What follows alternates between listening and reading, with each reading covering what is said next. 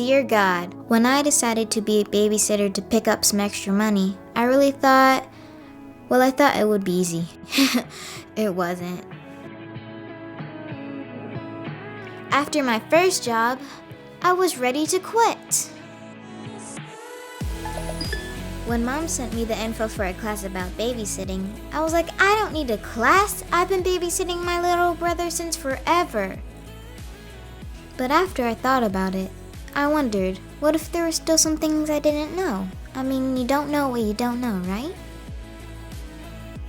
So I signed up. They gave me a checklist and some great ideas.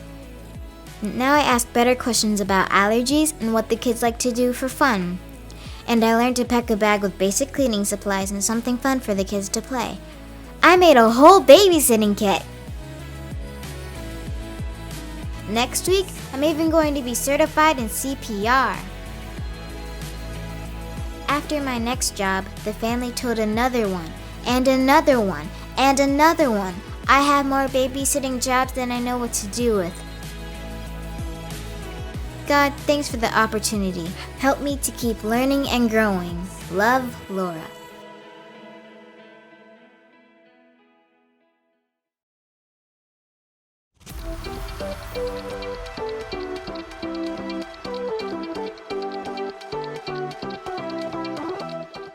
Hey everybody!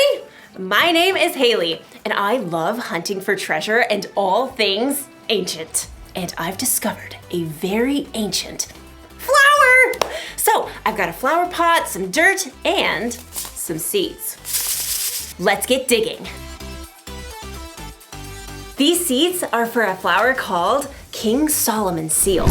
So, they should remind us to have wisdom. Wisdom is finding out what you should do and doing it. King Solomon is thought to be one of the wisest men who ever lived. Some say this very plant was growing in King Solomon's royal palace. 1, 2, 3!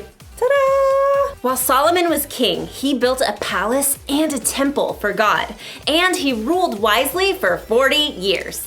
1, 2, and 3. Ta-da! Next, we smooth it over. There you go, little guys. Go to sleep. Good night. There! Now we wait for it to grow. I'm watching you. Oh, nothing's growing. What am I missing? Oh, Haley, how could I forget? Every seed needs water to grow. King Solomon would have remembered that. Yay! Sometimes I wish I could be wise like King Solomon. Do you ever wonder how he got to be so wise? Well, we'll find out in today's story. I suspect I'll be admiring my flowers when you get back. See ya! Oh, I think I saw something! Nope. Soon as you get back. Hurry back.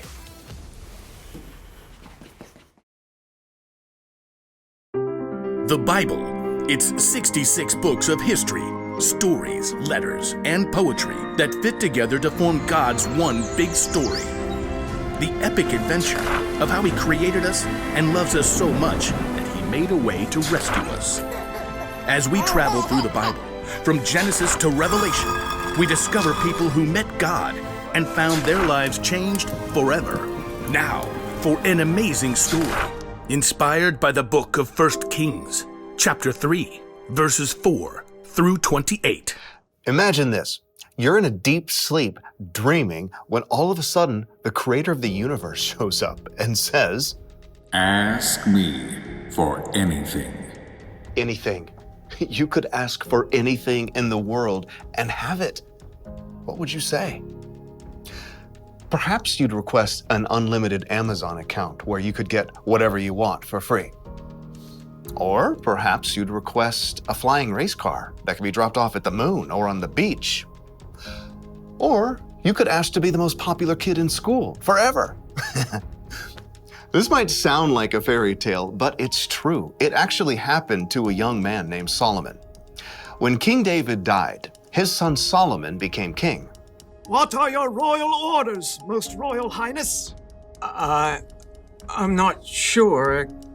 I've never been king before. Though Solomon was young and inexperienced, his father, King David, taught him to listen to God's words. So, Solomon showed his love for God by obeying his laws.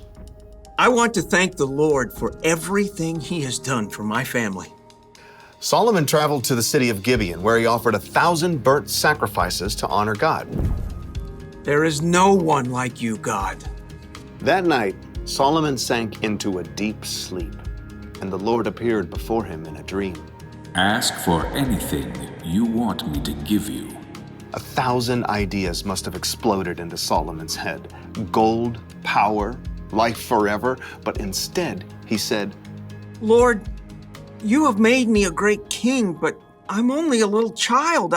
I don't know how to carry out my duties. I'm here among the people that you have chosen.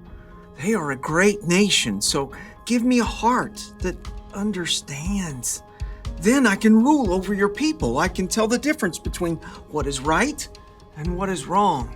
It was a simple request, but one that would change Solomon's life forever. You have not asked to live for a long time. You have not asked to be wealthy. You have not even asked to have your enemies killed. Instead, you have asked for wisdom. I will give you a wise and understanding heart. As long as you live, no other king will be as great as you are. As the dream faded, Solomon woke with a start. Was that real? That was real! Amazed, Solomon returned to Jerusalem, where he once more gave sacrifices to honor God and held a great feast for all his officials. What are we celebrating, Your Most Royal Highness? God has promised to give me wisdom to lead the kingdom. How is that working out for you? Well, it was in a dream. Ah, I see. Perhaps Solomon wondered at first whether he really had received wisdom from God, but this was soon put to the test. Your Most Royal Highness, you must help the people solve their problems. I'll do my best, with God's help. First order of business, we have these two ladies here. State your business, please. My friend and I... Okay, so she's not my friend anymore. Speak for yourself. I'm trying to. We live in the same home, and we both had baby boys. But her baby died, and so she took my boy in the night, and now she says my baby is hers. See? That's not her baby. No way. This baby is my son. Is not. Is too. Ladies! Solomon turned to the first woman. You say my son is the living baby, but your friend says the baby is her son. That's a lie. Is not. Is too. God gave Solomon a wise idea. Bring me a sword. An official quickly brought the king's shining sword. Your royal sword, Your Royal Highness. Solomon studied the two women carefully. Excellent. Now, cut the baby in two parts. Give one half to the first woman and one half to the second. Solomon had no intention of harming the baby, but he knew this was the way to find the truth. No! Give her the baby. Don't kill him. Oh, whatever. Neither of us will get the baby. Solomon could instantly see which woman truly cared about the baby. Give the boy to the first woman here. She is his mother. Thank you. Oh, thank you. No fair. That was totally a trick. The baby was given to his true mother. All the Israelites heard about Solomon's decision and trusted that he would judge them fairly too. God made Solomon so wise that his understanding couldn't even be measured, like the sands on the seashore.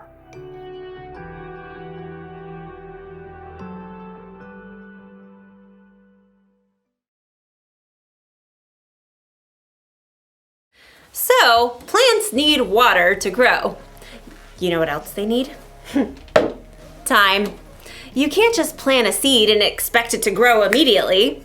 In fact, this plant's seeds takes at least 2 years before they sprout.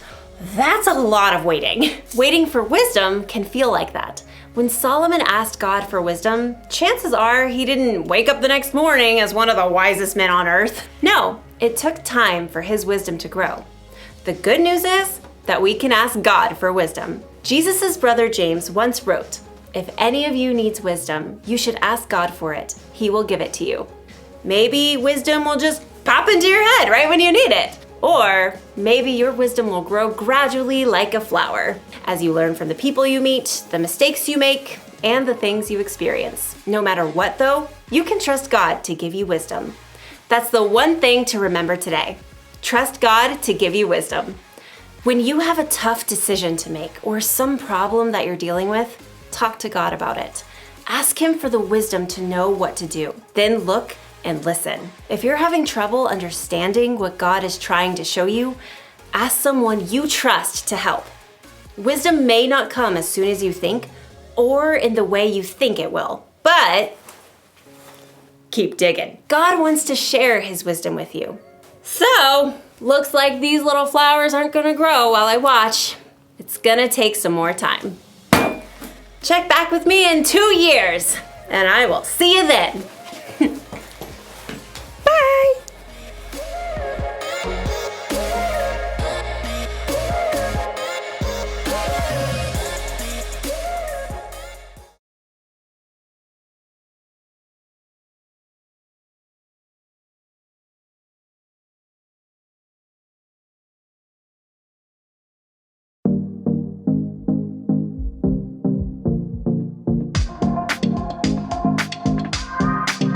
I've heard it said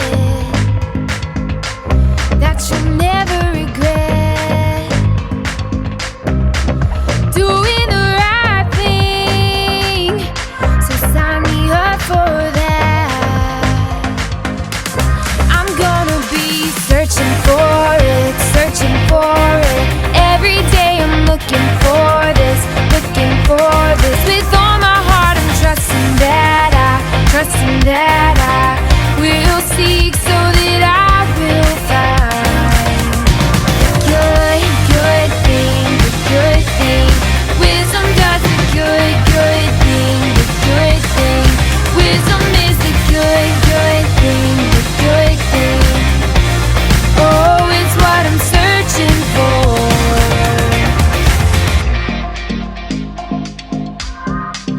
I've heard it said, don't you follow the crowd, doing the wrong thing, they only bring you down. I'm gonna be searching for it, every day I'm looking for this, with all my heart I'm trusting that I will seek so that I will find the good thing, Wisdom does the good thing, Wisdom is the good thing, Oh, that's what I'm searching for. I need help to climb up, to overcome.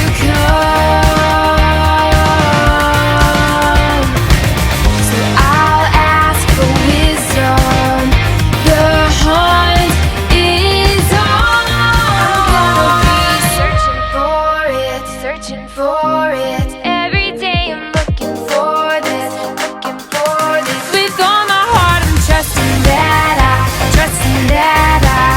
will seek so that I will find the good thing, Wisdom does the good thing, Wisdom is the good thing,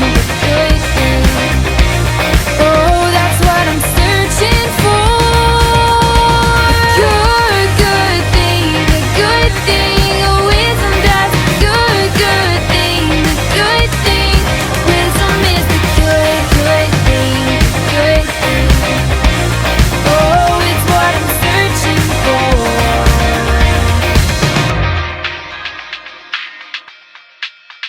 Good thing.